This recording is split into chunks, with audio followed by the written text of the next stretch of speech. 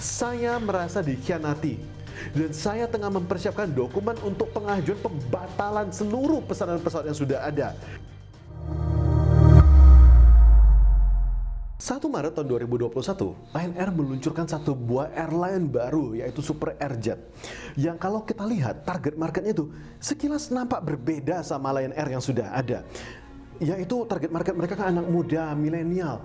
Tapi sebenarnya kalau kita amati dengan lebih teliti lagi, sebenarnya target marketnya sama dengan Lion Air yang sudah ada, yaitu sama-sama menengah ke bawah.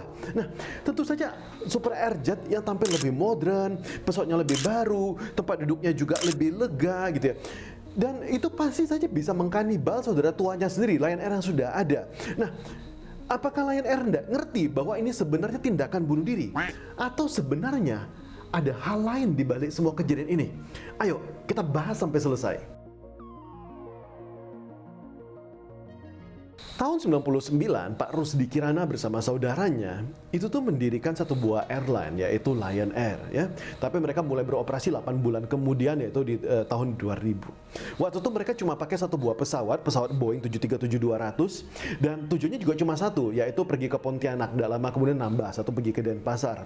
Tapi ternyata airline ini bisa berkembang dengan cukup bagus sehingga mereka kemudian menyewa 5 buah pesawat lagi ya. Mereka menyewa 5 buah pesawat Rusia. Mungkin namanya Anda nggak pernah dengar, pesawat Yakolev ya. Dan mereka menyewa 2 buah pesawat McDonnell Douglas plus 2 buah pesawat Airbus. Jadi lumayan tambahannya. Pertumbuhan mereka makin bagus, tapi mereka pengen lebih cepat lagi. Mereka mengadakan satu buah undian. 3 tahun setelah mereka berdiri, mereka mengadakan satu buah undian besar yang mungkin Anda pernah tahu, yaitu terbang dengan Lion Air, pulang naik BMW. Dan sejak saat itu pertumbuhan Lion Air tumbuh pesat luar biasa. Nah, tapi pertumbuhan yang pesat ini juga mengalami banyak sisi-sisi benturan-benturannya. Mereka banyak tertatih-tatih dan mereka banyak terjatuh-jatuh juga. Di tahun 2004, Lion Air MD-82 mereka crash dan mengalami korban jiwa sebanyak 25 orang. Di tahun 2011, mereka pengen berusaha bergabung ke IATA, yaitu International Air Transport Association. Jadi mereka pengen menjadi airline kedua setelah Garuda yang bisa bergabung ke sana. Tapi karena alasan keselamatan, IATA menolak. Ya, tahun 2013 mereka tergelincir di Denpasar. Jadi ketika sudah mendarat, pesawatnya lanjut sampai ke laut dan bahkan badan pesawatnya sampai terbelah kedua. Dan bahkan mereka juga pernah menjadi salah satu airline yang pernah kena ban dari Eropa. Di tahun 2017, Lion sama Wings sama-sama di bandara gitu ya. Ketika lagi parkir, yang satunya jalan, lainnya jalan, dan tiba-tiba pas nabrak sayapnya Wings. Sehingga sayapnya Wings pecah berantakan ya. Nggak cuma itu, kalau kita coba pelajari lagi, kita telisik, pilot Lion Air pernah ditangkap karena mengkonsumsi narkoba. Pernah juga memukulin pegawai hotel karena laundrynya tidak bersih gitu ya. Dipukul, ditampar, dihajar. Dan ada juga kasus yang baru-baru, biasanya seperti ini, kok bagasi orang enak aja digelindingin, lo tangga dilemparin begitu aja. Ada begitu banyak kemarahan dari orang gitu ya. Jadi kalau misalnya Anda ketik nih ya, penumpang Lion ngamuk 2007 gitu ya. Penumpang Lion ngamuk 2008, penumpang Lion ngamuk 2009, penumpang Lion ngamuk sampai 2018. Itu ada semua. Dari 2007 sampai 2018 pasti ada aja kasusnya, saking banyaknya. Kasus telat dan kasus lain-lain. Itu makanya sempat ada bercandaan Lion itu disingkat menjadi Late is our name gitu ya. Dan tahun 2011 mereka sampai kena grounded, 13 armada nggak bisa jalan karena on time performance-nya begitu buruknya. Yang harusnya minimal on time performance itu 80%, mereka sampai 66,45%. Jelek sekali, terburuk dari 6 maskapai utama. Lion Air tidak terus-menerus buruk. Mereka berusaha bagaimana caranya supaya bisa tumbuh dan semakin tumbuh, makin tumbuh. 2 tahun setelah berdiri saja, mereka sudah mulai membuat rute internasional. Mereka bisa terbang ke Singapura. 3 tahun setelah berdiri, mereka sudah punya 50 penerbangan sehari. Mereka bisa terbang ke 32 destinasi. Dan bahkan di tahun 2016, akhirnya mereka berhasil mendapatkan sertifikat keselamatan dan keamanan dari IATA. Dan puncak prestasi mereka ada di tahun 2018. Masih ingat tadi saya bilang, Google penumpang Lion ngamuk dari tahun 2007 sampai 2018 keluar semua ya. Nah, puncak prestasi Lion Air itu tuh ada di sini. Di tahun 2018 mereka mendapatkan anugerah dari Changi Airport di Singapura sebagai top 5 maskapai yang membawa penumpang paling banyak ke Changi. Ada 15 flight per hari yang datang ke Changi. Itu gabungan dari Lion, dari Batik, Thai Lion, dan juga Malindo. Dan 35% dari penumpang di Indonesia semuanya naik dari Lion Group. Dan bahkan dari tahun 2018 mereka memenangkan salah satu penghargaan dan paling bergengsi di dunia penerbangan, 2 buah penghargaan dari Skytrax. Lion Air terus bertumbuh dan berkembang. Mereka bisa membuat Wings Air, yaitu pesawat yang perintis yang pakai pesawat ATR ya, dari pulau kecil ke pulau kecil misalnya. Mereka juga naik ke kelas menengah ke atas, yaitu Batik, untuk bisa bersaing sama Garuda. Mereka juga kerjasama dengan Malaysia menciptakan Malindo, kerjasama dengan Thailand menciptakan Thailand Air, dan bahkan mereka sudah menjadi airline swasta terbesar se-Indonesia. Tapi satu buah kejadian di tahun 2018, di puncak kejayaan mereka, satu buah pesawat Lion jatuh dan memunculkan kontroversi yang sangat besar. Pesawat JT610 jatuh. Setelah mereka terbang, baru terbang sebentar, tiba-tiba menukik. Tiba-tiba menukik, jatuh. Dan itu pilotnya itu benar-benar berusaha bagaimana caranya supaya pesawat ini bisa naik lagi.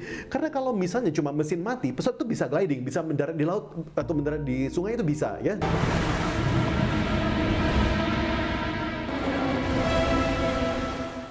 Pernah terjadi tuh, pesawat mendarat di Sungai Hudson, mendarat di Bengawan Solo, itu pernah terjadi. Tapi kejadiannya bukan pesawatnya mati, tapi pesawatnya memaksa untuk menukik. Selama 8 menit, pilot itu berusaha keras untuk naikin kontrol. Gimana caranya supaya pesawat ini bisa naik? Dan bahkan dia mencet terus switch, bagaimana caranya supaya bisa naik? Sampai 21 kali dia mencet. Dan akhirnya perjuangan itu gagal dan mereka jatuh dan akhirnya semua meninggal. Tapi yang Anda tidak tahu sebelumnya, 6 tahun sebelum pesawat Lion itu jatuh, di tahun 2012, mereka sudah tanda tangan satu buah kontrak pesawat komersial terbesar sama Boeing senilai 22,4 billion. Mereka punya kontrak untuk membeli 230 pesawat. Itu adalah kontrak yang terbesar sedunia. Dan pada saat kejadian itu, Boeing yang harusnya tutup mulut karena belum ada penyelidikan, malah mengeluarkan komentar. Muhlenberg, yaitu CEO-nya dari Boeing, itu mengeluarkan komentar. Ini ada komentarnya, tapi saya kasih terjemahan bebasnya. Terjemahan bebasnya kurang lebih seperti ini.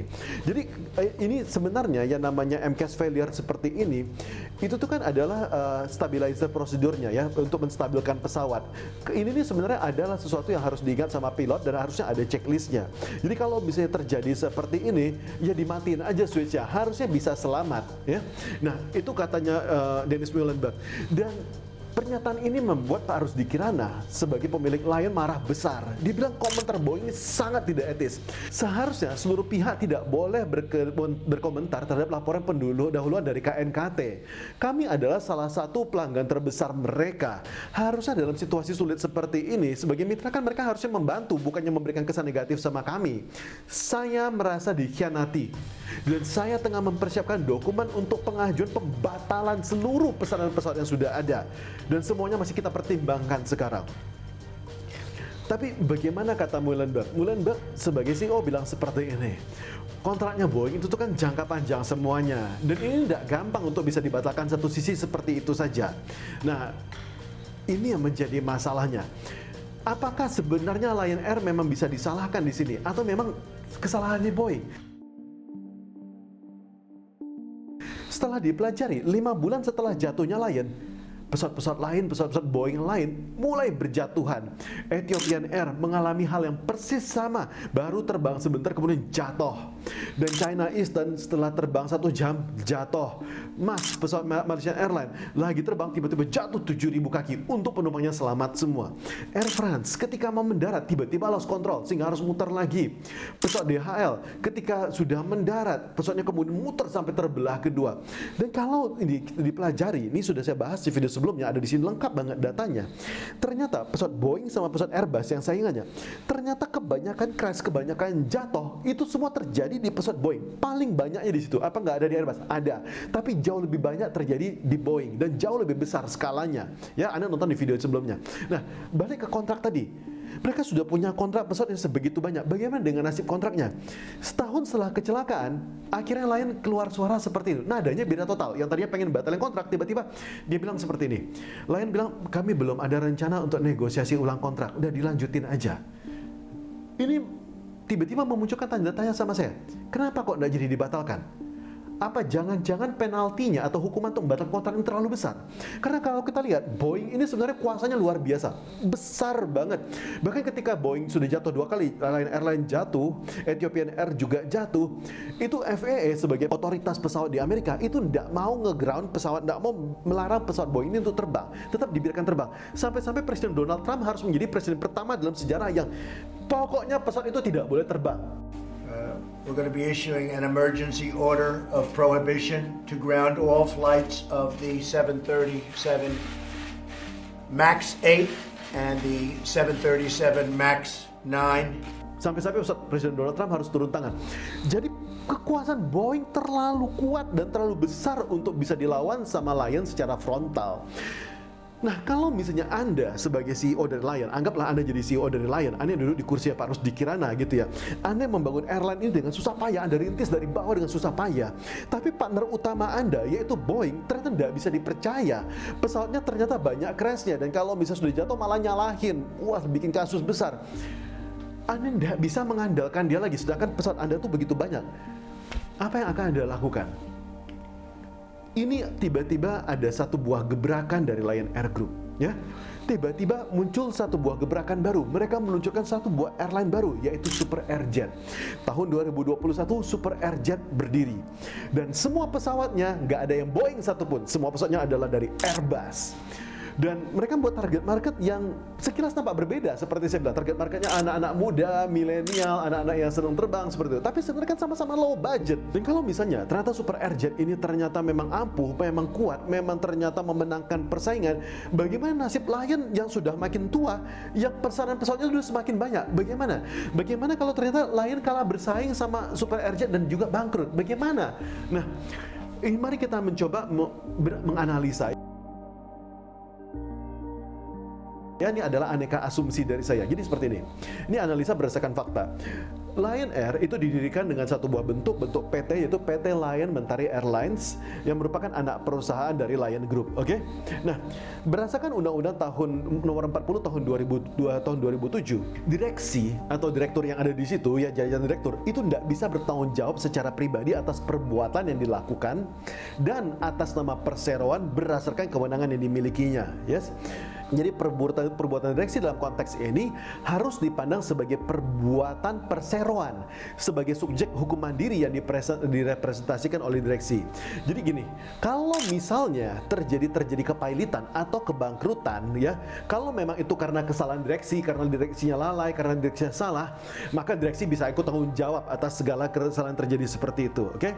Tapi kalau misalnya direksi bisa membuktikan bahwa perusahaan itu jadi pilot, jadi bangkrut bukan karena kesalahan mereka, tapi mereka sudah berusaha dengan itikat baik, mereka berusaha dengan hati-hati, mereka berusaha dengan tanggung jawab, dan tidak ada kebenturan kepentingan dan yang lain-lain, maka mereka tidak akan dituntut dan tidak bisa dituntut untuk ikut menanggung tanggung jawab atas kepailitan tersebut. Jadi bahasa manusianya seperti apa? Kalau misalnya Lion bersaing dengan Super Airjet dan ternyata Lion kalah, Lion menjadi bangkrut karena alasan yang wajar, misalnya karena kompetisi yang ketat, maka mereka tidak bisa dituntut untuk melunasi segala hutang-hutang. Jadi segala kontrak yang jangka panjang, segala hutang-hutang, mereka tidak bisa dituntut. Mereka bisa lepas dari segala kewajiban. Oke? Nah, tapi itu adalah asumsi saya pribadi. Tapi saya pengen tahu bagaimana pendapat dari Anda. Oke, apakah tindakan untuk mendirikan Super Airjet ini adalah sebenarnya sebuah blunder besar dari Lion Air, atau sebenarnya ini sebuah tindakan yang jenius? Coba Anda tulisin di komentar, mari kita ngobrol sama-sama. Dan kalau Anda belum nonton video sebelumnya tentang betapa banyaknya pesawat Boeing yang crash, Anda nonton video sebelumnya, menarik sekali. Saya Hendrik Ronald, semoga video ini bermanfaat. Salam dahsyat buat Anda.